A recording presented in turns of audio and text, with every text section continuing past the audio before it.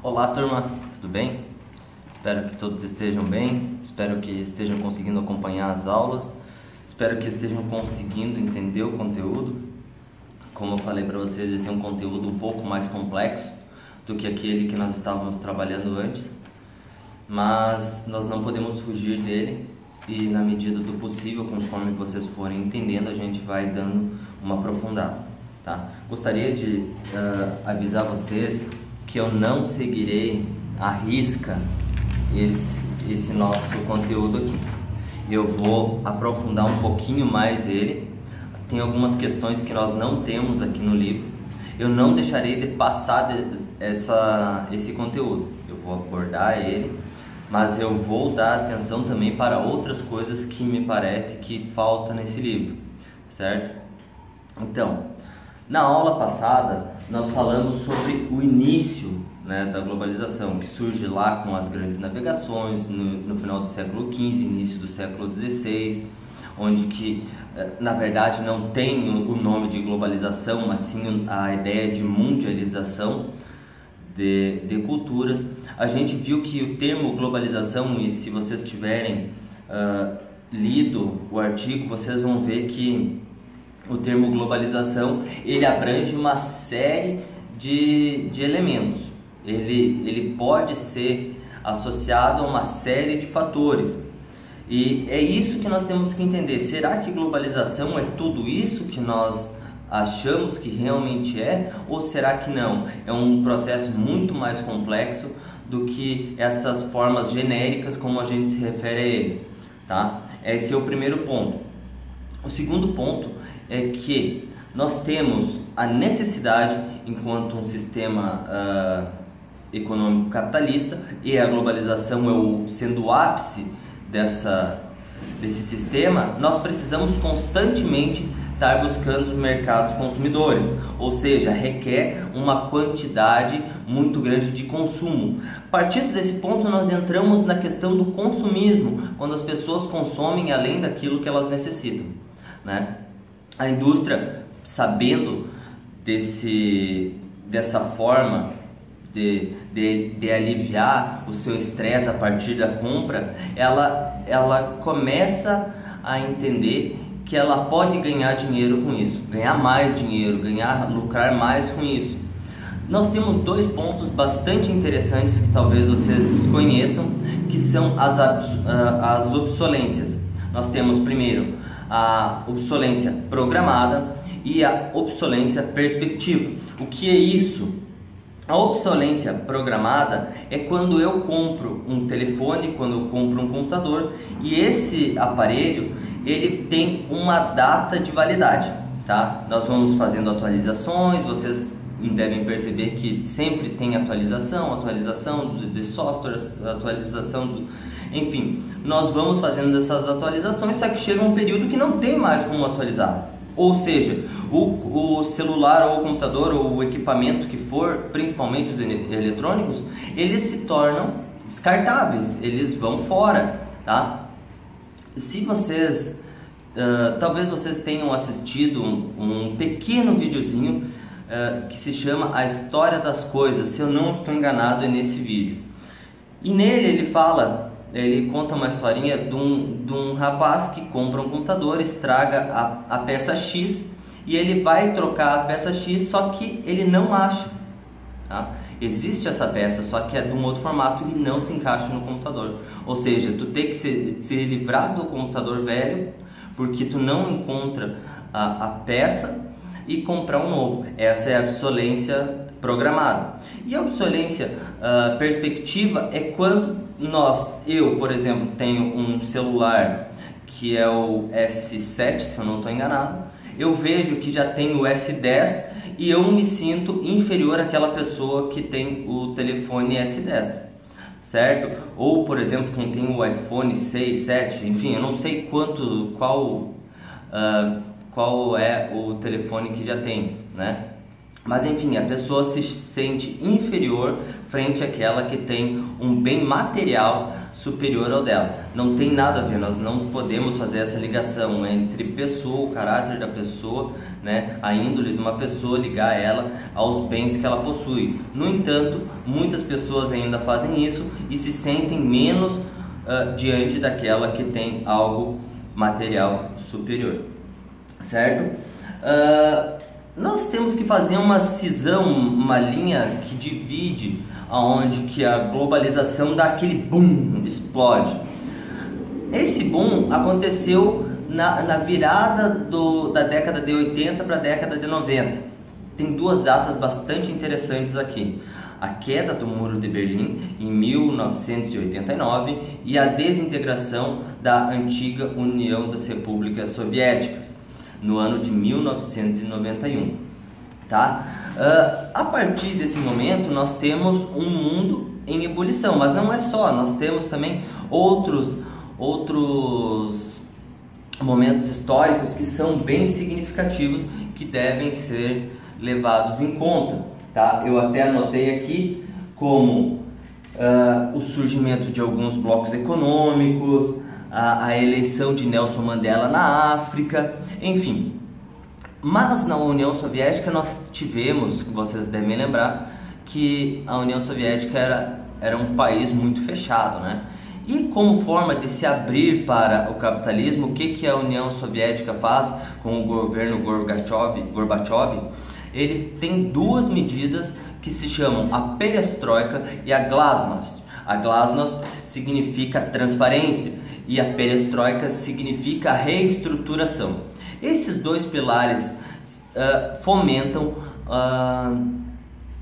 um projeto macroeconômico da União Soviética. A partir daí nós temos o socialismo derrotado, o socialismo real, tá? Porque o socialismo utópico ele nunca vem de fato a acontecer, mas isso é um assunto para outro momento. E a partir daí nós temos a hegemonia de um único sistema econômico, que é o sistema capitalista.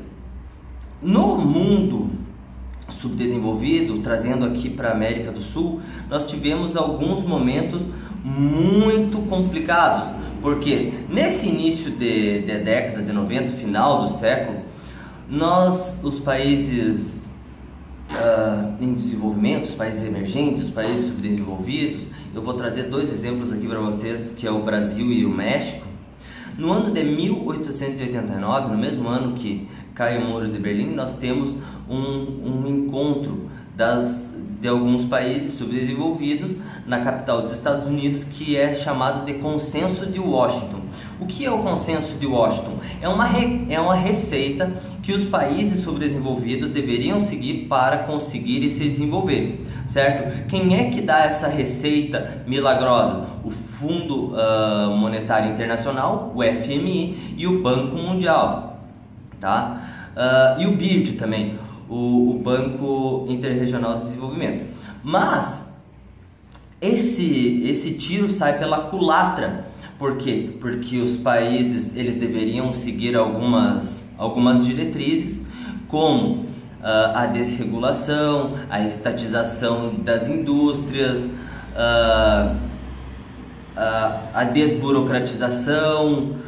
Deveria acontecer um aperto, um arroxo, né, nas contas públicas, um novo formato de tributação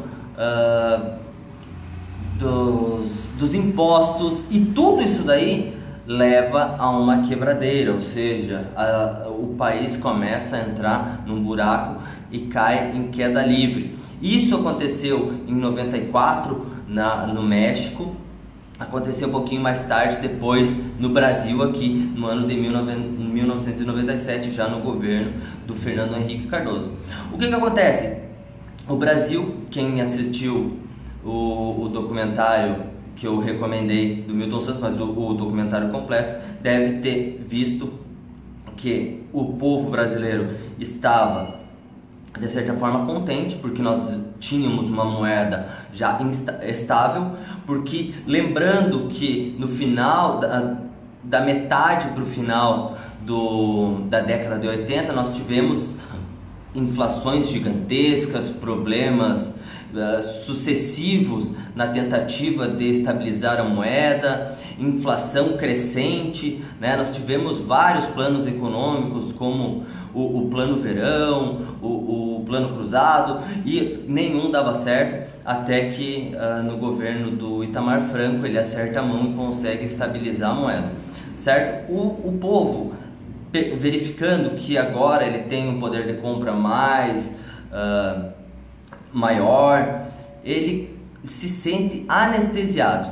É o momento ideal em que o governo federal age, começa a tomar as medidas do chamado consenso de Washington, começa a privatizar grande parte da nossa indústria nacional. As indústrias que eram do Estado começam a ser vendidas, tá? Eu acho que eu já falei para vocês de um livro muito interessante que se chama A Privatização Tucana, que fala sobre esse período que o Brasil fazia uns negócios inescrupulosos. Na verdade, o governo fazia uns negócios inescrupulosos, investia para fazer um beneficiamento, aumentar a capacidade de produção de determinada indústria, e muitas vezes o valor da venda dessa empresa era menor do que o investimento para que ela começasse a produzir mais. Então eram umas coisas muito estranhas, tá? Sendo eufemista, eram no mínimo muito estranhas. Mas isso vocês podem prestar atenção e procurar na internet se vocês tiverem o interesse. Nós também temos o surgimento, a instalação nesse mesmo período de grandes empresas multinacionais, né, que depois passam a ter um nome um pouco diferente, que passam a se chamar transnacionais. Essas transnacionais se instalam no país com a promessa de gerar empregos. De fato, geram muitos empregos, mas a maior parte do capital gerado aqui, ele não fica aqui, ele é remetido para a sua sede nos países desenvolvidos. Essas empresas, muitas vezes, elas acabam por praticar de algumas coisas ilícitas, como truste, como cartel, como holding, tá? Elas chegam até mesmo a praticar o dumping. O que é o dumping? O dumping, como queiram, é quando uma empresa, vamos usar o exemplo da Coca-Cola. A Coca-Cola, ela vende o seu refrigerante de 2 litros a R$5. Eu não tenho ideia, mas vamos imaginar que seja isso. Chega uma outra empresa de refrigerante de cola, ou seja, uma concorrente direta dela aqui na região, o Guaraná, o refrigerante Jesus, não tem um que é Jesus, né? Ou água da serra, enfim. O que ele faz? A Coca-Cola, ela diminui o preço do seu produto, tá? Para ficar muito parecido com o preço do outro refrigerante, e as pessoas, por conhecerem a Coca-Cola, sabem que o gosto é bom, as pessoas acabam comprando da Coca-Cola, e a outra indústria, a outra empresa, ela acaba quebrando por falta de vendas, né? Então as empresas ganham isso. Quando surge essa ideia do capitalismo, da globalização, na verdade, nós temos uma onda liberal ou neoliberal, tá? Que um dos seus princípios é o livre mercado.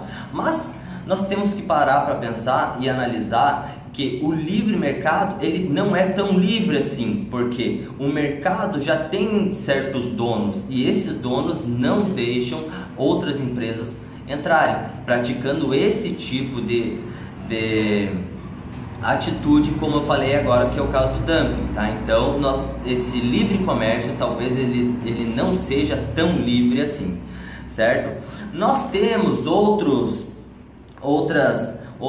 questões, como a desigualdade social começa a crescer muito, tá? A diferença entre aqueles poucos ricos e os muitos pobres, essa diferença, ela cresce absurdamente.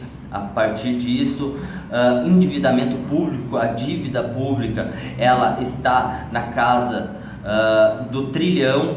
É uma dívida que hoje consome em torno de 75%, 80% do nosso PIB. A exclusão social e a migração do sul em direção ao norte, tá? Principalmente isso daqui eu estou falando na questão dos continentes. Saem aqui do continente na América do Sul, vão para a América do Norte ou da África, sai da África e vai para a Europa, sai da Ásia e vai para a Europa e assim por diante. As pessoas começam a procurar outros locais que ofereçam um mínimo de condições para a sua sobrevivência ou até mesmo para o progresso social.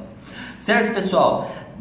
Por hoje é isso. Espero que vocês tenham entendido. Como eu falei para vocês, é um conteúdo um pouco mais complexo, que requer um pouco mais de atenção, mas eu espero que vocês estejam gostando das aulas para que a gente possa dar sequência, tá? Qualquer dúvida, qualquer sugestão, eu estou à disposição para lhe ajudar. Um grande beijo, um grande abraço e espero vocês na próxima semana. Tchau, tchau!